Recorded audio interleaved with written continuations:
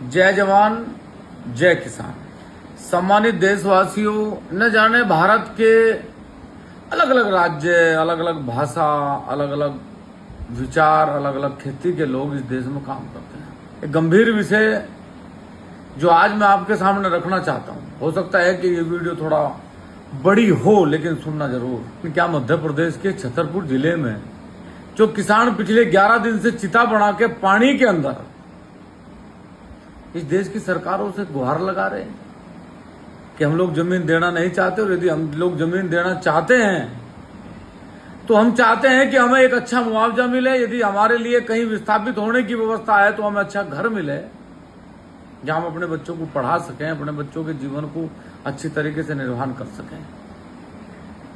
तानाशाही बहुत देश में हुई, ऐसा नहीं कि पहली बार कोई आप लोगों के लिए वीडियो बना रहा, आप लोगों के लिए आंदोलन कर रहा।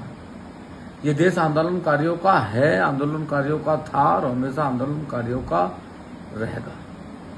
लेकिन मेरे देश के आदरणीय प्रधानमंत्री जी, मुख्यमंत्री, मंत्रियों से निवेदन है कि यदि यही ईस्ट इंडिया कंपनी की तरह कंपनी बना के इस भारत के लोगों के स्वाभिमान के साथ खिलवाड़ होगा, उनकी बात यदि नहीं सुनी जाएगी, यदि लोग पानी के अंदर चिता बना के आपसे गुहार लगा रहे, तो क्या आपके लिए वो कंपनी अनिवार्य है कि लोगों का जीवन अनिवार्य है? क्या भारत के लोग इसलिए सरकार बनाएंगे कि उन्हें सरकारों के खिलाफ आंदोलन करना पड़ेगा? भगवान श्री राम से शिक्षा लो कि भगवान श्री राम ने अपने भाई के लिए, अपनी जनता के लिए एक बार नहीं, न जाने कितनी बार त्याग किया। राम आदर्श है भारत के, और यदि राम के नाम पर सरकार आई तो फिर राम के आचरण का भी अनुसरण करें।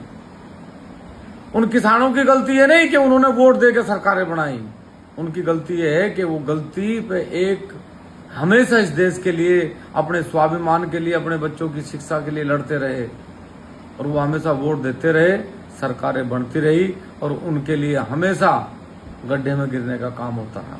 मेरा निवेदन है सरकार से, चिताएं उन लोगों की लगती हैं जो दुनिया से चले जाएं। जिंदा लोग यदि चिता पे हैं तो सरकार के लिए खतरा है। यदि पानी में जल सत्याग्रह है तो सरकार के लिए खतरा है। जंतर मंतर पे यदि सोनम वांगचुक जैसा शिक्षाविद 14 दिन से भूख हड़ताल पे, 19 दिन से भूख हड़ताल पे है, तो सरकार के लिए खतरा है। बहुत राजा, बहुत महाराजा, बहुत लोग आए, लेकिन अत्याचार करने वाला कभी दुनिया में रहा नहीं। आप दिल्ली की उन 5 कॉलोनियों में रहेंगे जिनकी कोठी 20-20 बीघे में कुएं है, और मध्य प्रदेश का किसान नदी में चिता बना के लेट जा।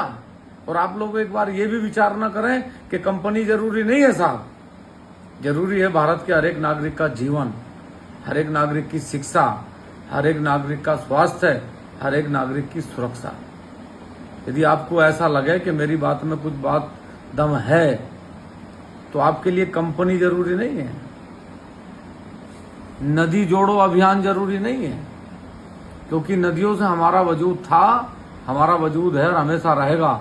लेकिन उनके किनारे झोपड़ी बना के हमने जीवन यापन करा।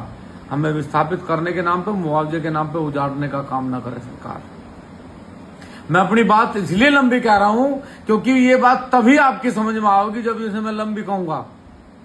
मैं अपना दर्द कहूं कि भारत के अलग अलग कोनों में, चाहे छत्तीसगढ़ हो, चाहे झारखंड हो, आप कहीं कोयला निकालने के नाम पे किसानों के साथ, वहां रहने वाले नागरिकों के साथ अत्याचार कर रहे हैं। आज वो लोग उनके गांव धस गए, उनके बच्चों को स्किन की इतनी बड़ी प्रॉब्लम होगी कि कोढ़ जैसी स्थिति उनके शरीर पर होगी, चाहे वो झारखंड हो, चाहे छत्तीसगढ़ हो। आज मध्य प्रदेश में किसानों को मुआवजा नहीं दोगे आप, मात्र एक कंपनी बनाने के लिए मुआवजा नहीं दोगे, मात्र डेवलपमेंट के नाम पर मुआवजा नहीं दोगे, विस्थापित नहीं करोगे, उनकी शिक्षा, चिकित्सा, सुरक्षा, शिक्षा की आपकी कोई जिम्मेदारी नहीं है। अरे दिल्ली की बड़ी सड़कों पर बैठने वाले इस देश के नेताओं, शर्म करो। ये कोठियां बहुत लोगों के पल्ले आई, इन कोठियों में न जाने कितनी सरकार के मंत्री रहे, इन बड़े बड़े बंगलों में न जाने कितने प्रधानमंत्री, कितने राष्ट्रपति, कितने गृह मंत्री, कितने शिक्षा मंत्री, कितने ऊर्जा मंत्री रहे। उनके पास ये कोठियां नहीं है आज वो नहीं है भारत के प्रधानमंत्री, भारत के राष्ट्रपति, आज वो नहीं है गृह मंत्री, शिक्षा मंत्री, ऊर्जा मंत्री। आप भी नहीं रहोगे, आपका भी यही असर होगा। कुछ ऐसा काम करो कि आने वाली पीढ़ियां ये कहें कि इस देश के उस प्रधानमंत्री ने हमारे लिए ये किया। कंपनियां नहीं लगी, लेकिन हमारी सुरक्षा का ध्यान करा, हमारी शिक्षा का ध्यान करा, हमारे बच्चों का ध्यान करा। अरे खोलना है तो हॉस्पिटल बनाओ, चलाना है तो अच्छा स्कूल चलाओ। विकसित भारत का सपना देखोगे। हम दावे से कह सकें कि यदि यही आपकी योजनाएं, यही नीति आपकी चलती रही तो सन 2047 में भारत विकसित नहीं होगा। सन 2047 तक भारत बर्बाद होगा, क्योंकि जिस देश के नागरिक की आंख में आंसू है तो आप समझ लेना वो भारत, वो देश कभी विकसित हो ही नहीं सकता। इसलिए मेरा निवेदन है कि मध्य प्रदेश की घटना पर संज्ञान ध्यान ले। ऐसा ना हो कि कभी कोई चिंगारी 16 बन के सरकारों को फूकने का काम कर दे। ध्यान करें, चाहे दिल्ली का जंतर मंतर हो, चाहे मध्य प्रदेश हो, चाहे झारखंड हो, चाहे छत्तीसगढ़ हो, चाहे देश का कोई भी नागरिक, यदि किसी की आंख में आंसू है तो एक हमेशा कहागा, सुन लेना मेरी बात को ध्यान से, कि दुर्लभ को न सताइए जाकी मोटी हाय, और मुई खाल की श्वास सो सार भस्म हो जाए। कोई नहीं बचेगा, ध्यान से समझ लेना मेरी बात को। इसलिए देश में राजा आप लोगों को इसलिए नहीं बनाया कि आप दिल्ली की बड़ी कोठियों में बैठ कर मलाई मारें, आप एयरप्लेन की यात्रा करें, आप बड़े बड़े होटलों में रहें, आप 5 स्टार होटल में रहें, आप बड़े बड़े हॉस्पिटलों में इलाज करवाएं, बड़े बड़े होटलों में आप खाना खावें, और इस देश की जनता जो आपको वोट देकर राजा बनावेगी, आज वो चिता पर बैठ कर आंदोलन करें, वो नदी के अंदर आंदोलन करें, मध्य प्रदेश में आंदोलन करें, छत्तीसगढ़ में आंदोलन करें, झारखंड में आंदोलन करें।